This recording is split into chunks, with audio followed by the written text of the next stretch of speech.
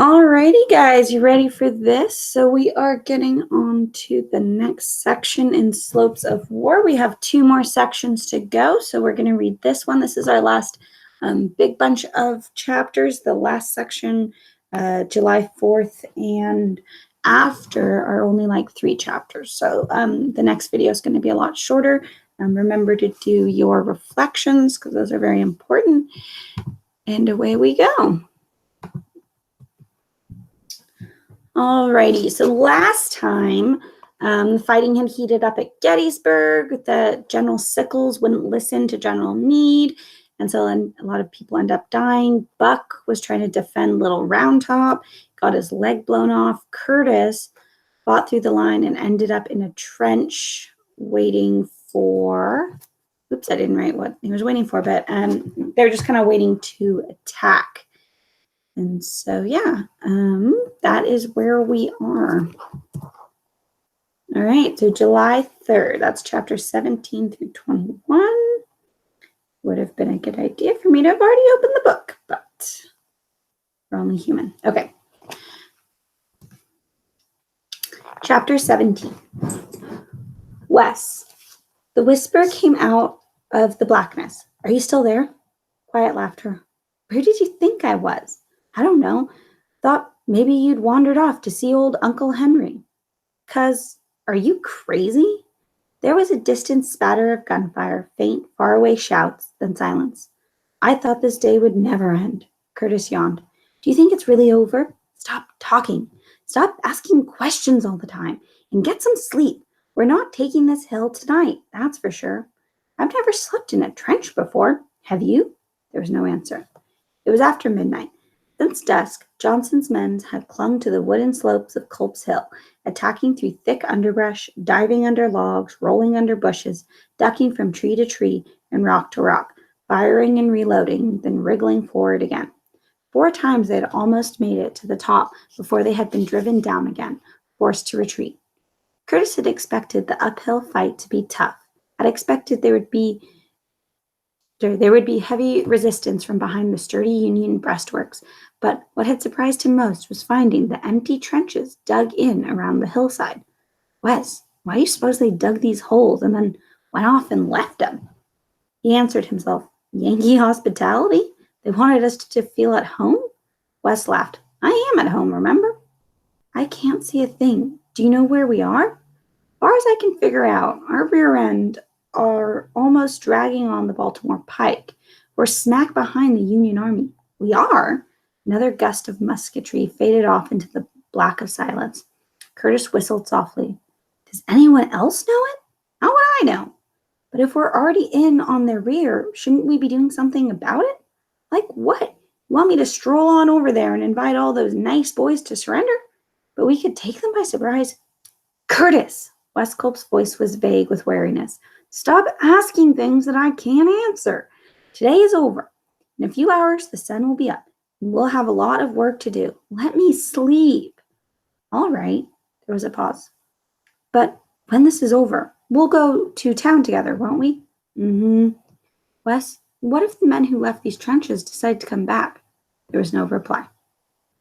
On the battlefield, nights and days became tangled, military routines intermingled. Sunlight could be a killing business, red with risk, or simply the marking of time behind the lines in dozing, eating, reading, praying. Darkness was sleep for weary men, or an edgy wakefulness for soldiers clinging to a hillside, surgeons in a midnight tent, or pickets on pre-dawn duty. It might also cover secret movements, missions, meetings. At the Council of War at the encamped Union headquarters, a stub of candle had been stuck into a pool of melted wax on a tabletop. Cigar smokes curled around the little room. There was no disagreement among the officers wearing the dark blue uniforms and carrying swords. Nobody wanted to retreat, but with 20,000 casualties in 2 days of combat, nobody was suggesting an attack. Finally, it was settled that the Army of the Potomac would stay put and wait and see what Robert E. Lee would decide to do. If he does attack tomorrow, Meade said as the men filed out into the moonlight, it will be in the middle. He's tried both flanks and failed. Tomorrow, he'll hit the center. Curtis! There was a motion, then a cough. Shh, Wes whispered. Don't make a sound, Curtis. Listen. It was not quite light, but there was a tingling brightness in the air, a wave of freshness blowing over their heads. Birds were waking in the branches. Curtis untangled himself from sleep, eyes gritty, a foot gone numb. What's going on? I hear somebody. Maybe a whole lot of somebodies. Wes swung his gun up over the side of the trench. Both men were alert, straining to hear. Behind a thick screen of fogs, twigs snapped and the sound of heavy footsteps scraped against the hill. See anything? Not yet.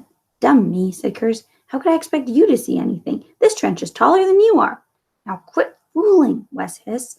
We've got to get out of here. Yep, it's moving day, all right. Let's go. They eased out of the trench and glided up the slope to take shelter in the underbrush. Moving exploded in a burst of shellfire. Tree limbs crashed heavily to earth. They heard distant shouts, the brittle snap of musketry. A figure charged past them and vanished behind the thick trunk of an oak. What's going on? Curtis called out softly. The brim of a slouch hat poked out. The bluebellies came back and found us in their hidey holes. Come on, we're going up. Again, Curtis sighed.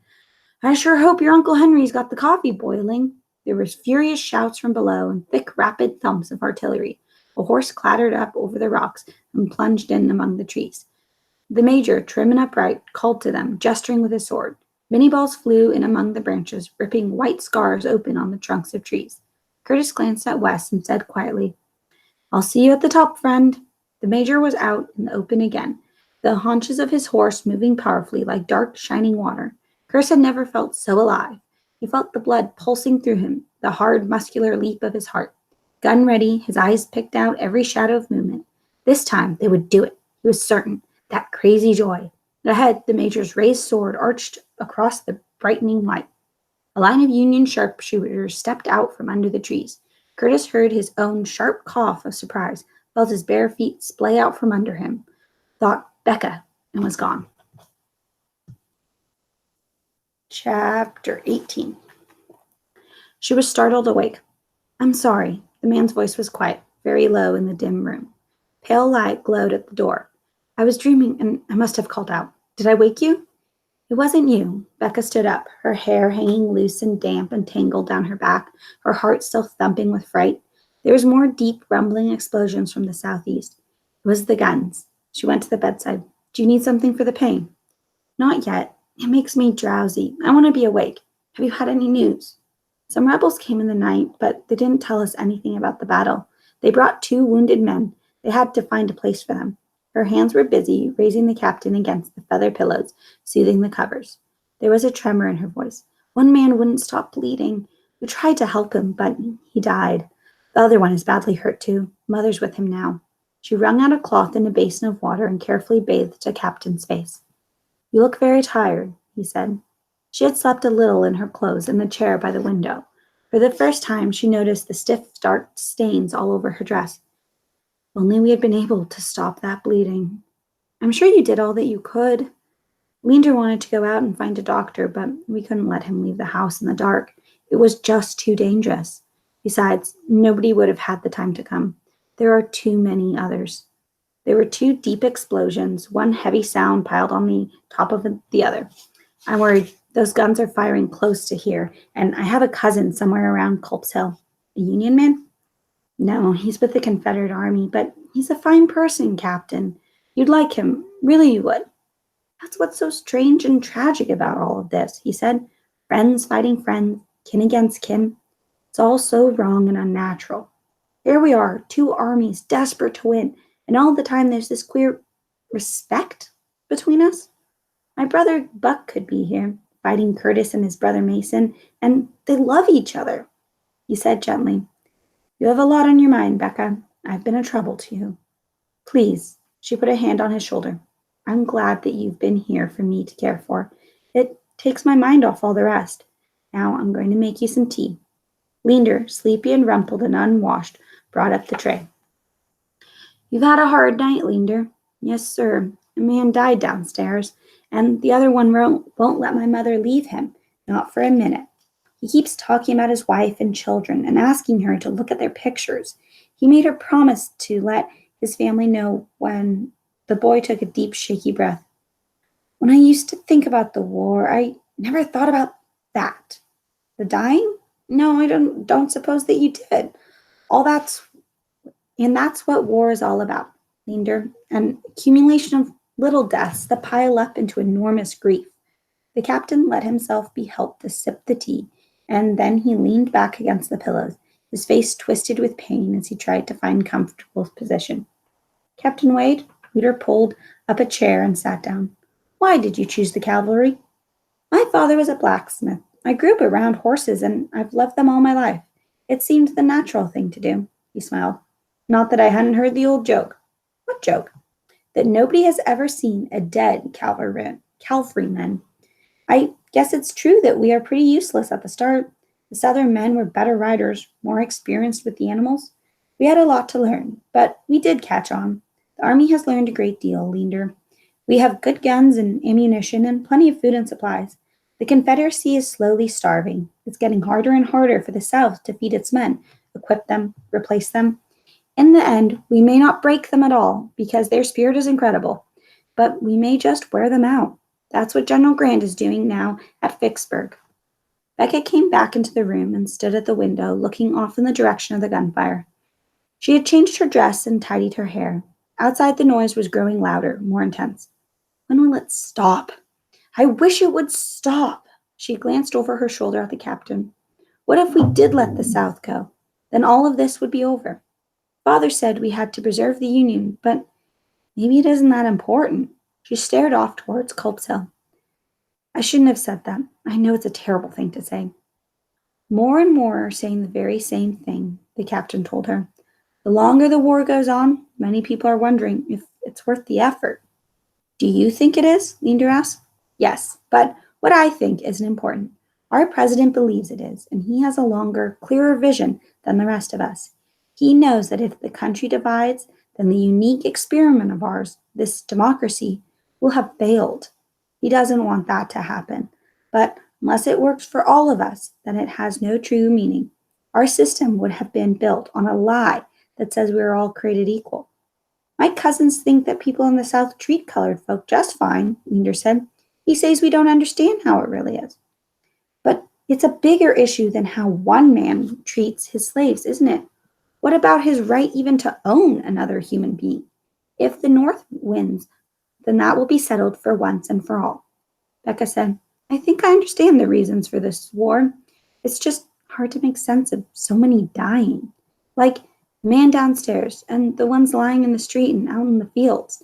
There was a, there was a song we used to sing at the beginning when we sent away the soldiers. Oh, it is sweet for a country to die. I thought it was so beautiful, so true. She remembered the song, the passionate parting prayers and preachers with raised arms almost flying from the pulpit in praise of all the volunteers. Ceremonies and patriotic speeches and men in blue uniforms huddled under bright swags of bunting, proud of the public fuss, banquets and bouquets. She remembered the cheers, the clapping hands, and the high-hearted, off-key bands, and flag after flag, endlessly streaming. She had stood in a white dress with flowers at her breast, knowing that her strong voice filled the auditorium as she sang, Oh, it is sweet for a country to die, how softly reposes warrior youth on his briar, wet by the tears of his love. How easy it had been to imagine God nodding and approving, majestically in tune with the cause of the Union. Oh, then how great for our country to die, in the front rank to perish. There's nothing sweet or great about dead soldiers, she said. Now that I've seen them, I know. All morning the fight for Culp's Hill pounded on in the summer heat. Slocum's men returning at dawn were surprised by enemy soldiers in the trenches they had abandoned when they had gone out to help the Third Corps, and the struggle to possess the high ground went on for hours. Support finally arrived for the thin Union defense crouched behind log breastworks at the top of the hill, and slowly the Southern troops were worried back, beaten further down the rough, splintered slopes. By the late morning, the noise of the artillery had stopped, with only an occasional Minnie ball hissing in among the trees, scattering leaves, chewing through bark. At noon, quiet. A violent storm had blown across the hillside, ripped through the pleasant woods, blasting rows of bodies down against the ground. Near the summit, a small, dark-bearded man sprawled face down, lying close to a light-haired, smooth-faced boy, spread eagle on his back. An eerie hush passed over them like wind, swept through the shattered trees, spread out along the heated ridges. In a burning midday silence, tens of thousands of soldiers waited, listening for some sound that would break the tension and signal the beginning of the end. A peculiar calm on the field, continued chaos in the streets of Gettysburg as carts and wagons brought in the endless loads of wounded men. You shouldn't go out there now, Becca told her mother. There are too many sharpshooters. I have to go. Mrs. Summerhill had forgotten to take her nerve medicine and was ignoring a headache that pulled angrily over one eye. Many of the townspeople were going to the colleges and the schools, churches, warehouses to help feed and bathe the thousands of casualties. In their houses, men, women, and children were picking lint, rolling bandages, cooking food, caring for the men who had been brought to their doors. Then I'll go with you, Becca said.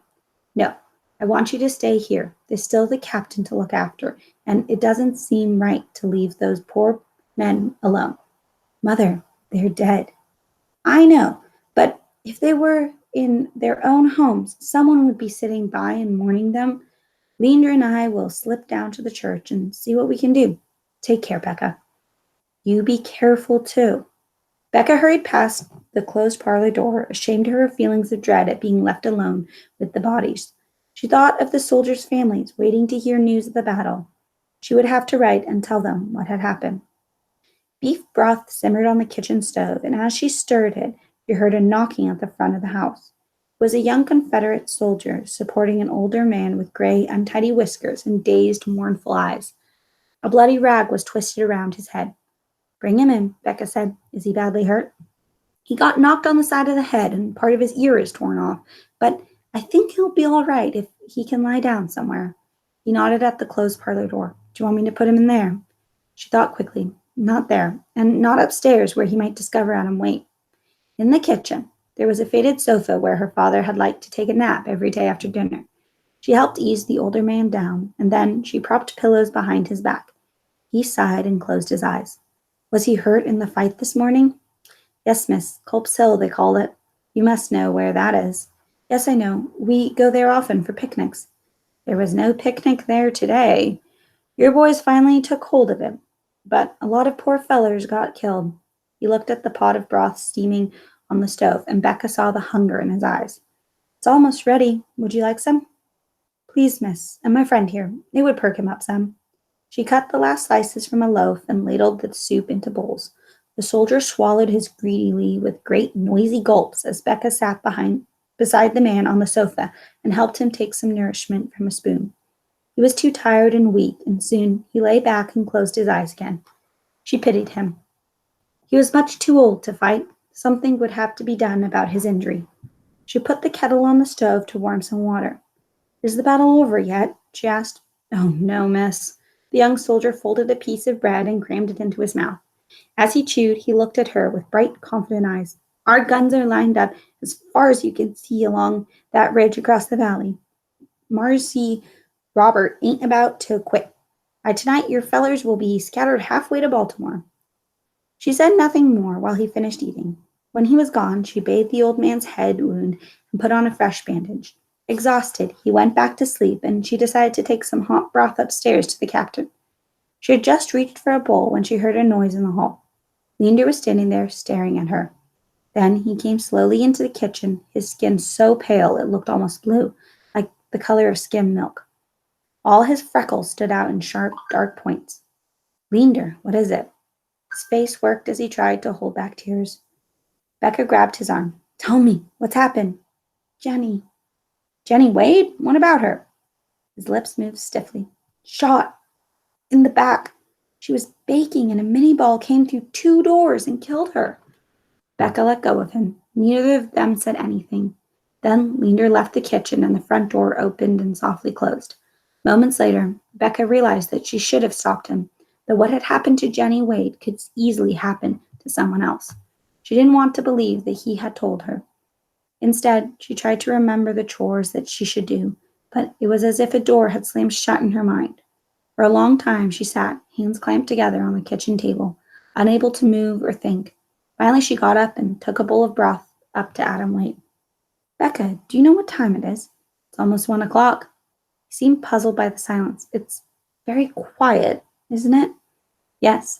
Is there any news? I just talked with a rebel who brought in another wounded man a while ago.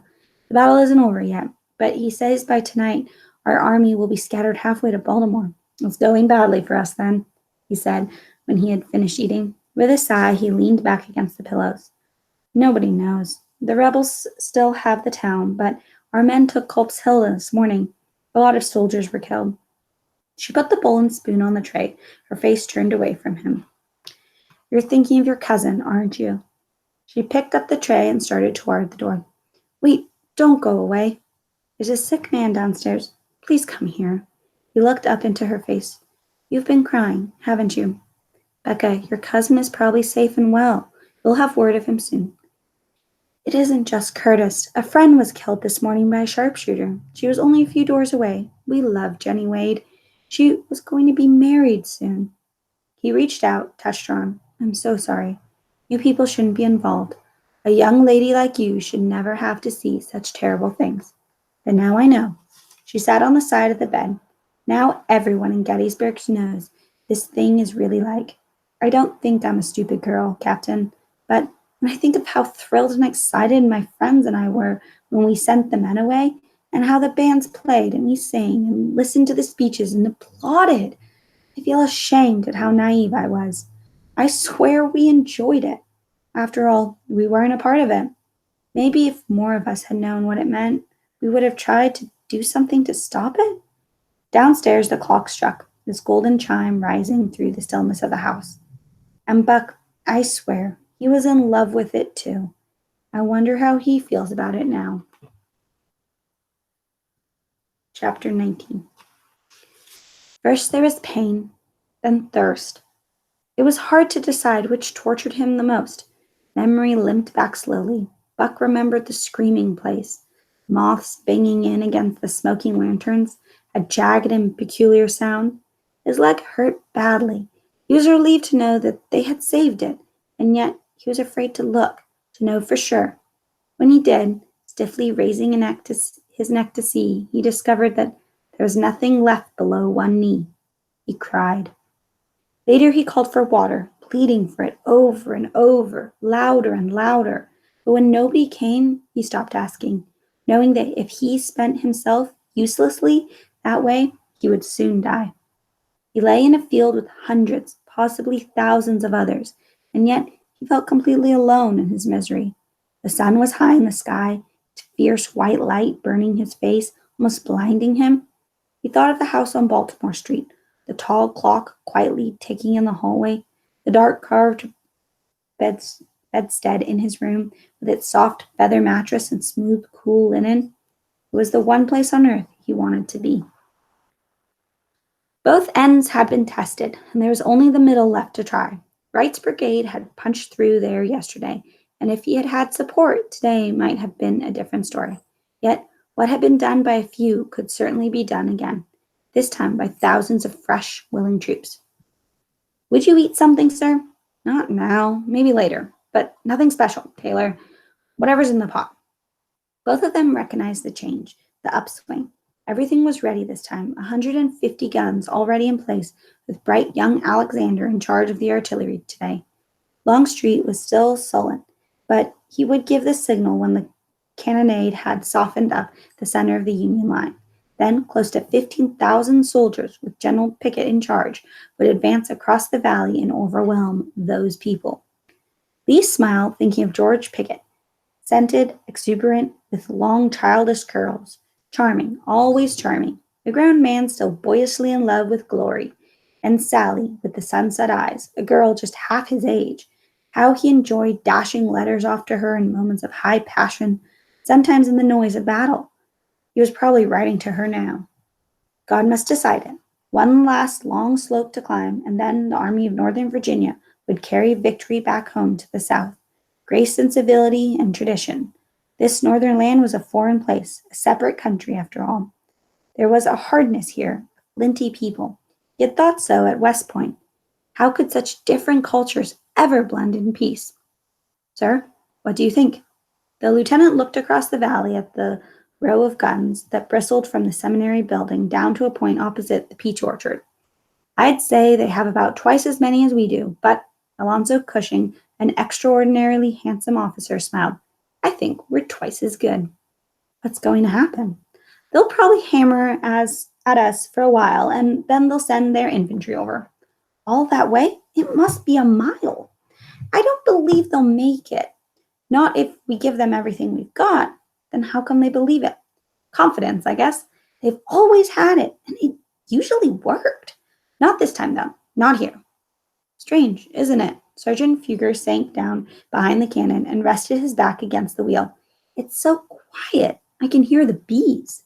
Lieutenant Cushing heard them too, a soothing blur winding among the familiar clink and jingle of harness and the stamp of horses' hoofs. The faint orders shouted further down the line, the laughter and conversation. Battery A, U.S. artillery, was parked near an angle of a low stone wall, close to the only clump of trees to be seen along the length of Cemetery Ridge. Some of Cushing's crew sat relaxing in the little grove of oak and chestnut, and some lay stretched out on their on their backs, staring drowsily up into the cloudless sky. Ahead, behind the wall, the Second Corps men rested, hot sunshine beating down upon their heads. A shudder, another shudder. Then crash, crash, crash, crash bounded across the valley in a crushing avalanche of sound, the hazy air vibrating as the long-range missiles streaked overhead and struck and struck and struck. Union officers picnicking on the sunny backside of the ridge scattered as the first shells exploded. Within minutes, Federal guns were returning fire. Artillerymen were ramming, firing, sponging, reloading. Shells roared past in both directions, the shock of the cannonade like a gigantic wind, sending rolling waves across the wheat field. Soon the noise was so intense that Alonzo Cushing couldn't hear his own guns firing.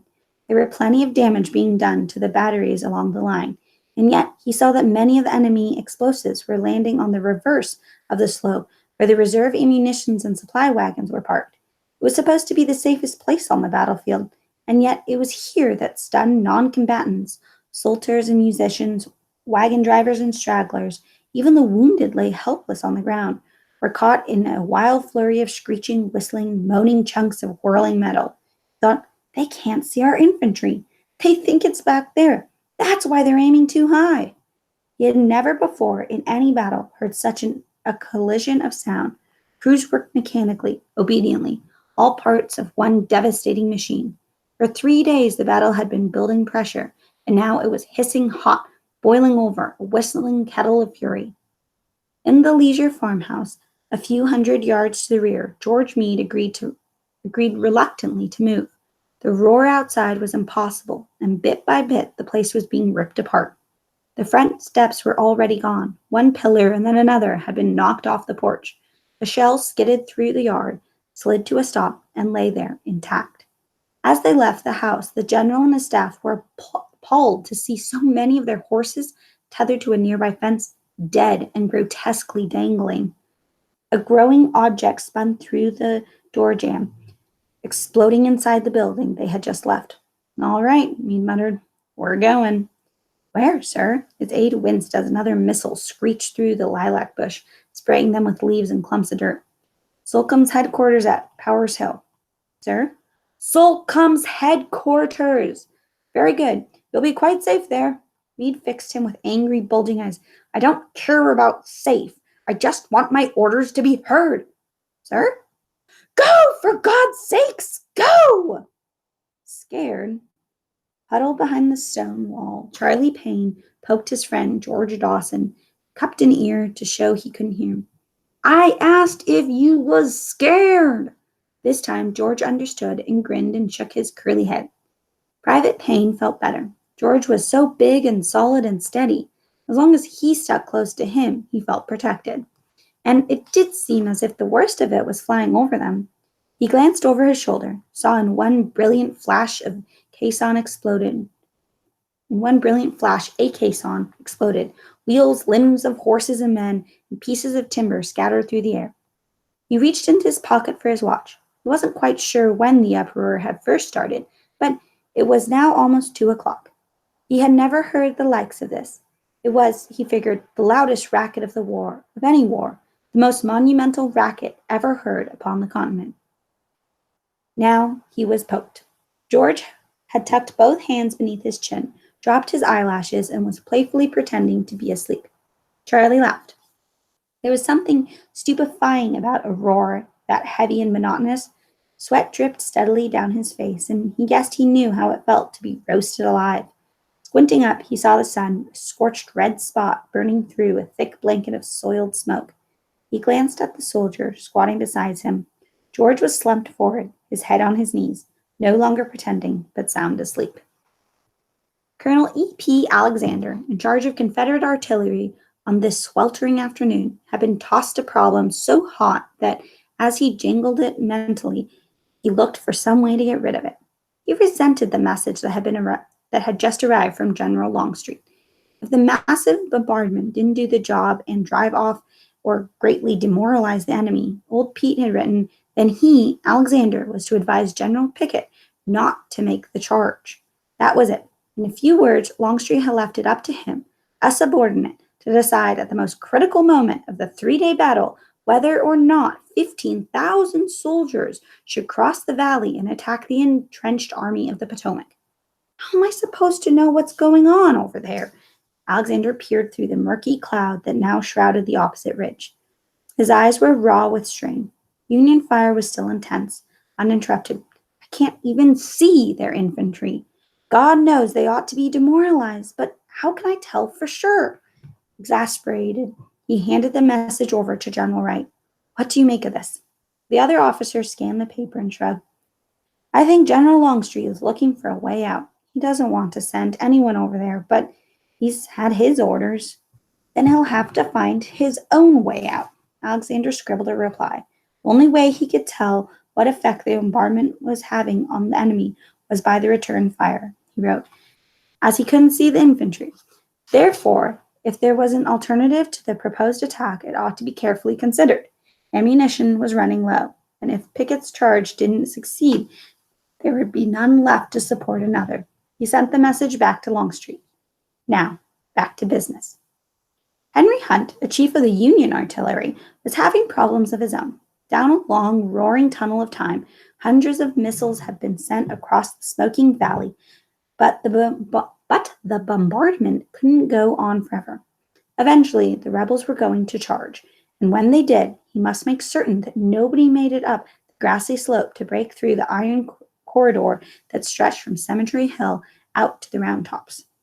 Better to have his men reserve their fire now and save their ammunition until the actual assault. He was annoyed then when his order to do this was squelched by General Hancock. The Superb, he was called, and he acted the part. On this booming day, amongst dust and fumes and dangerous spinning fragments, he was, as always, a marvel and a mystery. Hunt could never understand how the big man could, from the rumble of battle with snowy cuffs and dazzling shirt front, looking as coolly impeccable as if he had just attended a formal banquet. Yesterday, he had been everywhere, planting batteries and sending in reinforcements to plug the broken line as he tried to patch up Sickles' blunder. Today, in the middle of the cannonade, he had continued to plunge up and down the ridge on horseback. Now, Hancock was insisting that the bombardment must go on. If our men think the artillery is weakening, softening up, then they'll lose heart. Obediently, the deafened gunner continued to load missiles into the long, heated barrels of the guns. Across the valley, Colonel Alexander received another message from Longstreet. The intention is to advance the infantry if the artillery has the desired effect of driving the enemy off, or having other effects such as to warrant us in making the attack. When the moment arrives, advise General Pickett, and of course, advance such artillery as you can use in aiding the attack. The same sizzling bomb, right back in his lap again. Longstreet seemed determined to leave it up to him. Alexander went to look for Pickett and found the general cheerfully writing a letter. He seemed confident and eager to make the attack. Encouraged, Alexander sent a reply to his superiors. When our artillery fire is at its best, I will advise General Pickett to advance. A mile away, Hunt had finally had his way. One by one, the big Federal guns were shutting down, cooling off as the crews dragged away the damaged batteries. 18 from Cemetery Hill. All along the blasted line, men rushed in to carry away the dead and injured. What's going on? George Dawson opened his eyes, snatched off his cap, and rubbed his damp hair. Charlie laughed. Nothing. It's the silence. That's what woke you up. You mean it's all over? Charlie felt uneasy in the sudden lull. I've got a notion that it's just about to start. George Pickett, his long curls bouncing out from under his perky hat, rode up to General Longstreet and saluted. For a few moments the older officer stared back, and when he finally spoke, his voice was so hoarse and low it was difficult for the younger man to understand him. I'm being crucified at the thought of the sacrifice of life which this attack will make. Longstreet glanced away, struggling for control. The sad eyes lifted. I've instructed Alexander to watch the effect of our fire upon the enemy, and when it begins to tell, once more his voice broke off as he sat, heavy, troubled, unwilling to say what he had to say to this exuberant man he was fond of. Then we must take the responsibility and give you your orders, for I can't. The messenger arrived, slipped down from his horse, and quickly approached Pickett with a note. When he had read it, the general handed it to Longstreet. For God's sakes, come quick. The 18 guns are gone. Come quick, or my ammunitions won't let me support you properly. Should I obey this? Longstreet held out his hand, put his other one on Pickett, and silently bowed his head. Then, General, I'll lead my division in now. As Pickett got on his horse, he remembered the letter he had written to Sally. On the corner of the envelope he had scribbled, If old Pete's nod means death, then goodbye, and God bless you, little one. He took it out of his pocket. Sir, would you be good enough to mail this for me? Longstreet took it and turned away. Pickett was startled to see that his cheeks and his beard were wet.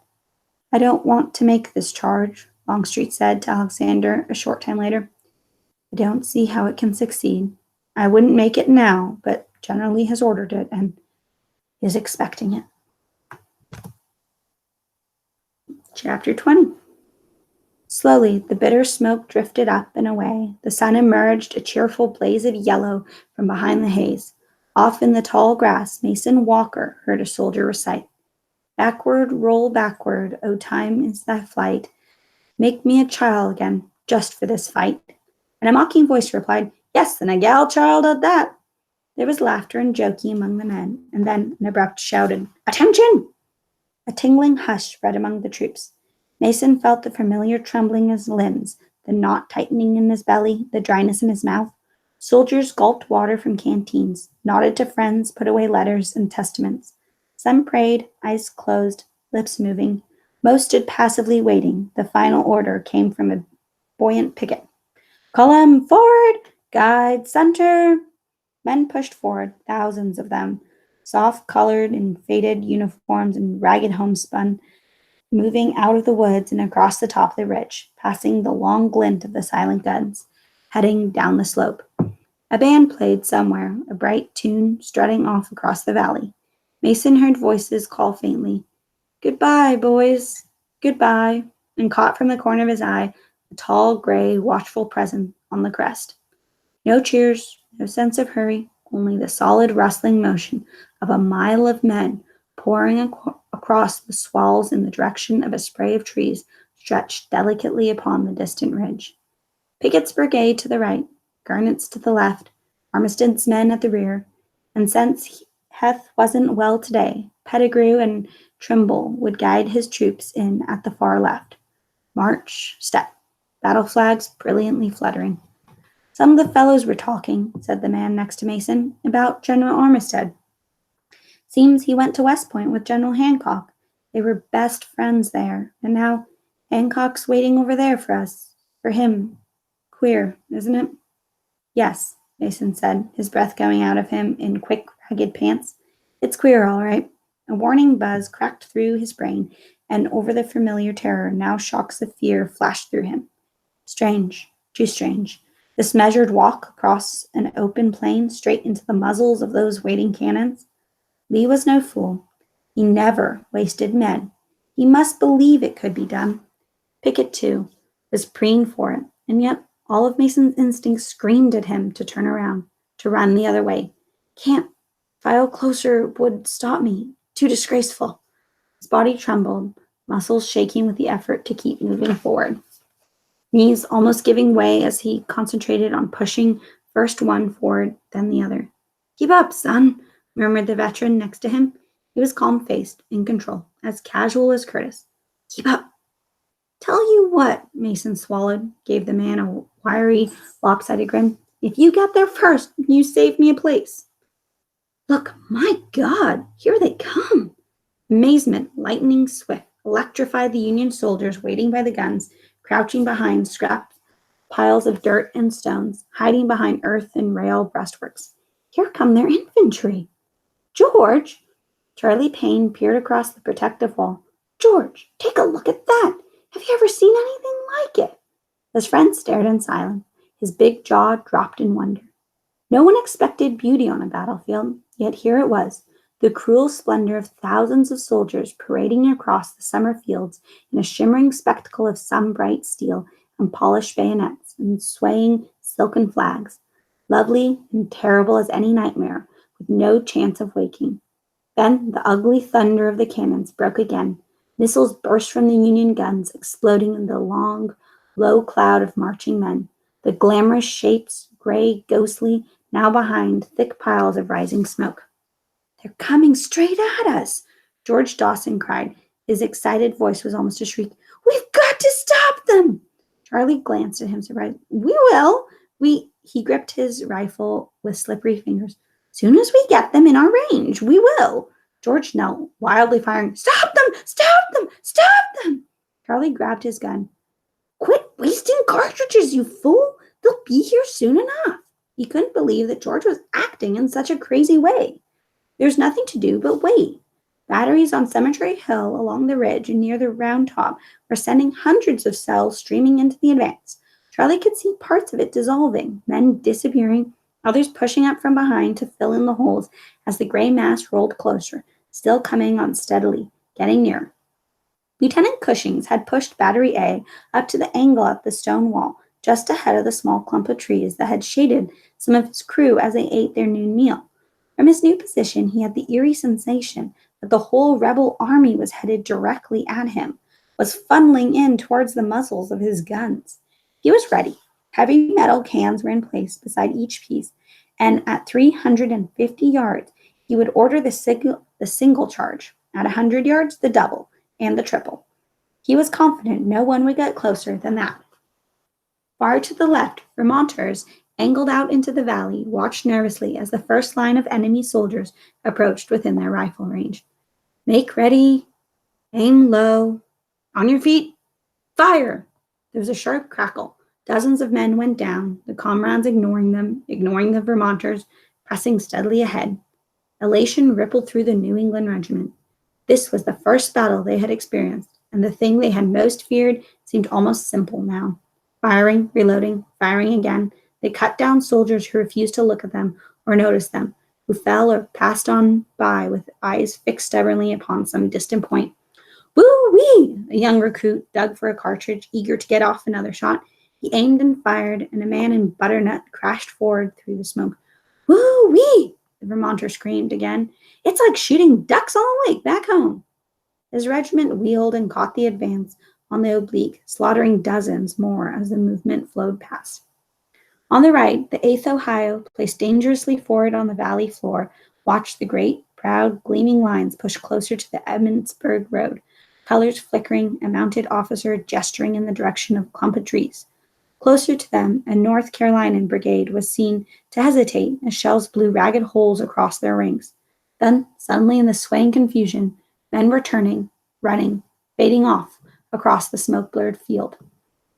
Coolly, accurately, the Ohioans continued to pump cartridges into the exposed left flank of the Virginians, still sweeping on towards the grassy slope ahead. Hear that? One man shouted to another. I hear it. Makes my skin crawl. It was a curious hum rising from men advancing with their heads bent low, leaning into the storm of killing hail. Ahead of them, muskets waited, and mutilating sprays of metal balls that could splatter them to pieces. But still they came on, frustration whining in their throats, surrounding them with a mournful roar. General Armistead had placed his hat on the tip of his sword, and it was the bold flight of the black hat flapping forward across the valley that had guided what was left of his brigade. Now and then Mason glimpsed the landmark trees. then lost them again in bursts of spreading smoke. His legs moved faster. He heard the sharp rasp of breath scratching harshly in his throat. The man who had said, "Keep up, son," was gone. The one who had replaced him blown away, and hundreds, maybe thousands, left scattered far behind. Yet the terrible quaking that had shaken the boy from the beginning had disappeared. He felt he was part of a lethal marching machine that could not be stopped, that he was one of Pickett's men, the bravest and the best, and there was no fear in him, only the will to lift the machine higher, to drive it through the bright rim of fire just ahead. The vast sparkling mass of division was reduced now to a jostling mob that rushed up an incline towards an angle in a low stone wall. Mason heard minnie balls hissing through the thick, sour air and noisy cheers as canisters discharged at point-blank range. He stumbled across a headless form, splashed on the slope, twisted to his feet, moved on as colors lifted up the rise. Then he was cresting the ridge on the shrill scream of the Virginians as a black hat soared high and flew away out of sight. Charlie Payne watched them coming, bitter with knowing that his best friend had run, as others around them were running. Behind him, an officer screamed, "Halt! Halt, you cowards! Face about! Fire!" "The hell, then!" Charlie wept. "The hell with you, George!" He crouched, his eyes wet with anger, as a black hat held high on a sword sailed toward him through the air. At Battery A, Alonzo Cushing gasped orders as he tried to close the terrible gash in his groin with both hands. "I'll give them one last shot!" A bullet crashed through the roof of his mouth, and he slumped into Sergeant Fugger's arms. Charlie Payne sprang to his feet and grabbed for the soldier leaping in through the gap in the wall. He took him by the throat and shook, his fingers squeezing as he growled, You! But he couldn't speak the name of what it was he wanted to destroy, as more of the enemy poured through, became a mob that seethed around him, lashing back from the angle into the little grove of trees beyond. Men in blue were running forward, piling in from the far side of the ridge, crowding up from all directions, pistols and revolvers firing, eager to kick in the end of the battle, to smash it, to finish it. Lewis Armistead, with a hand on one of the Union cannons, went down, the hat knocked from his sword and trampled in the dirt. Mason struggled, fighting for breath, pinwheels of light exploding in his brain. The hand at his throat relaxed. With a low grunt, the body that was gripping him slid away, taking him down as a slouch-hatted man wearing butternut raised a wet bayonet and whirled away with a triumphant yell. Mason curled in against the wall, gasping to suck in air, hearing the battle roar roll away from him. Slowly, he pulled himself up and crawled to his knees, meeting the shocked, pale stare of Private Payne. "It was a bayonet." He felt an urgent need to explain what had happened. "We were fighting man to man, and that's how it was, and you were stronger, but somebody—" He stopped, feeling foolish. There was nothing more to say. The soldier's eyes were clean of rage and peacefully staring. Mason got to his feet. Prisoners were being rounded up, hustled off to the rear. Officers hoarsely shouted orders up and down the line, and guns still popped and cracked along the ridge. But the frenzy had gone from the fight, and Mason knew it was over. Knew they had failed. Already, ambulance crews were hurrying in among the wailing casualties. Glancing down the slope, he saw pale dabs of running men bleeding into the smoke that clung across the valley.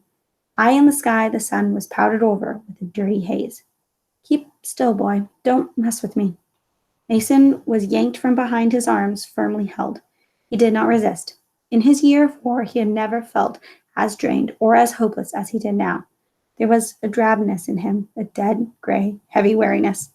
Near him, on the ground, General Armistead spoke softly to a Union officer who bent over him, listening. "He wants to speak to General Hancock?" The man called to another. "Does anyone know where he is?" Someone answered, "He's been badly hurt. He's been taken off the field." Mason saw that Armistead would die, as thousands of others had died in this terrible miscalculation. A mile of valiant soldiers wasted. Something fierce and proud and irreplaceable had been broken on that hard Pennsylvania ridge. He ached for Lee. Surely it would break the great man's heart.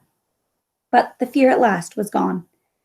He was shoved into a thick blue roar of cheering men, his captor moving him slowly towards the rear, not jerking or bullying him, but looking at him with curious eyes.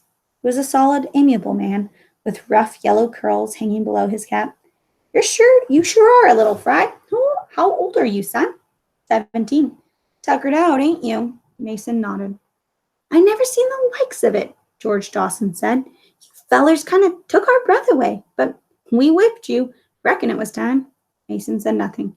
Don't suppose you have a chew on you? I sure do like that good tobacco. The boy shook his head. He wished he had some to give to the friendly man, but he didn't use tobacco. The private held up a canteen, jiggling it slyly. Want some commissary, son? Might help you feel better.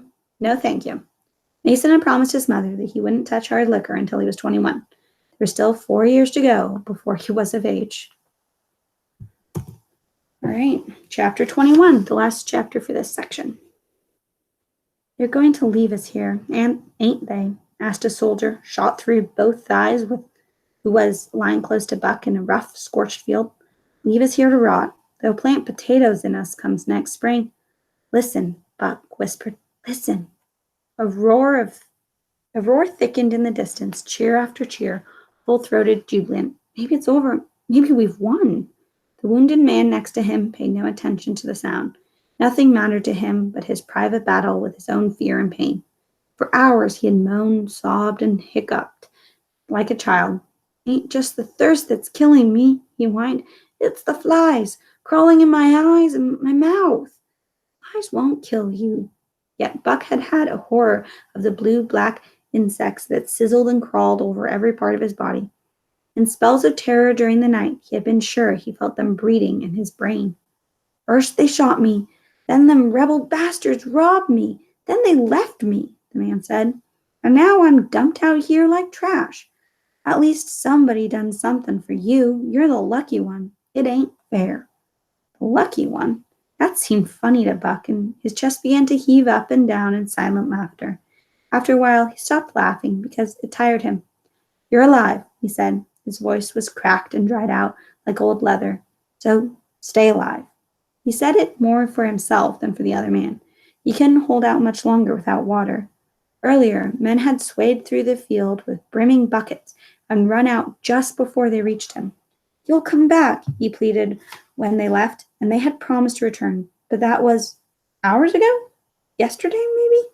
He did not believe they would ever come back. Don't let me die, whimpered the soldier. It's not up to me. Buck was angry in his helplessness. It's up to you. Stay calm. Hang on. Maybe the man would make it after all. He had seen soldiers survive the worst kinds of wounds. He thought of a messmate, a camp favorite, a humorous, homely little fellow who had his eyes blown out and lost both his legs in battle. He had dictated a cheerful letter to Buck from his hospital bed in Washington. The president come in to spend some time and crack some jokes with me. He thanked me for what I done, and I said he was welcome. It's a good thing I can't see what a mess I'm in, else I might not believe I am as handsome as I ever was, with all the hometown gals in love with me. Wow, his spelling is terrible. Then there were others, big and strong and healthy lads who died of chills or fever or measles or little scratches that turned ugly. He could live if only he had water. He thought of Spangler's Spring, somewhere nearby, water that was pure and sweet and stinging cold. A gassy stench was thick around him. Dead men lay blackening in the sun, their clothes bursting from their bodies as they swelled. Did not want to look like that or smell like that. Save me, begged the soldier beside him. Oh, God, dear God. His voice was growing weaker. Listen to me, God. Please, save me. Once Buck had believed that God listened to his prayers, but that was when he was young, when Gettysburg had been a sweet, safe place to be. Now he wasn't sure. Sometimes he thought that God stayed aloof, indifferent to both hope and horror. Sometimes he wondered if he prayed to something that might not even exist. What was he doing here? Did his being here, dying here, have any meaning, make any difference, accomplish any good? Who could answer him? How would he ever know the truth? Buck's lips moved silently out of habit in an urgent plea. Let me live. Please, let me live. There was another sound drifting across the fields of suffering men. A band was playing nearby, and Buck recognized the tender melodies of Home, Sweet Home. An erect, composed figure rode slowly out of Spangler's Woods, trousers tucked neatly into bright Wellington boots, emotions tightly buttoned inside the worn, neat jacket embroidered with 3 stars. It's all right. It's all right. You did your best. General Lee spoke quietly and reassuringly to the gaunt, bloodied men who seeped up from the valley, glancing at him shyly with eyes dark with misery. You did all that men could do. It will come out all right. Pickett reported, hurt and tearful, his long curls hanging listlessly upon his shoulders. The division was gone, he said in disbelief. Armistead down, Garnett and Kemper dead. Quietly, Lee told him, This is all my fault. To another shaken officer, he said, I have lost this fight. Now you must keep me out of it the best way you can. No time for remorse or analysis.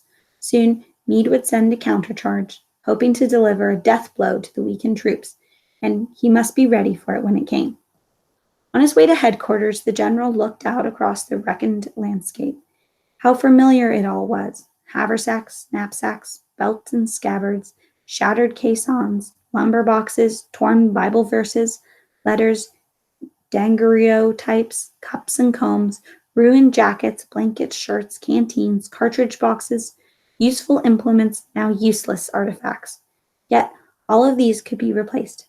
It was the human litter scattered like rubbish across the smoking valley that made him sick with regret. Believing in himself and in them, he had sent thousands toward that distant slope, but this time he had been wrong, and those devoted men could never be recovered. The struggle would go on. It was very hot. It was very difficult to breathe. In the little house where he had set up his headquarters, the officers kept themselves discreetly apart.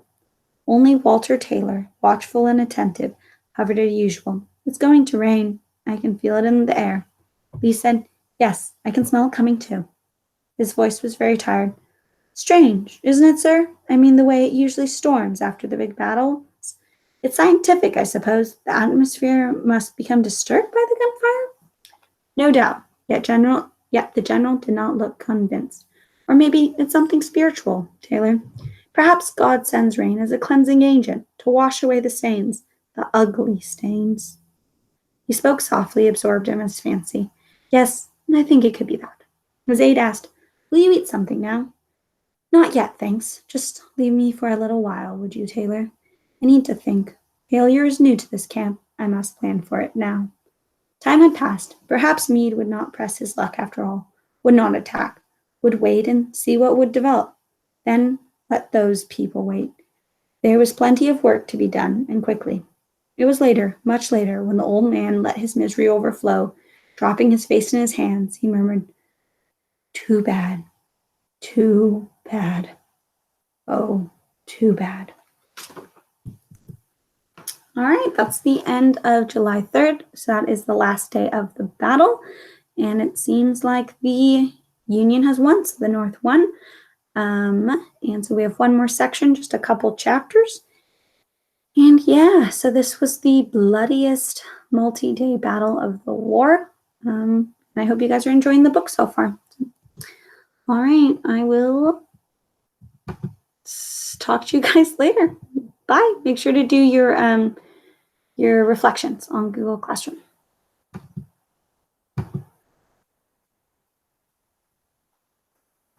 No, I need to stop recording there.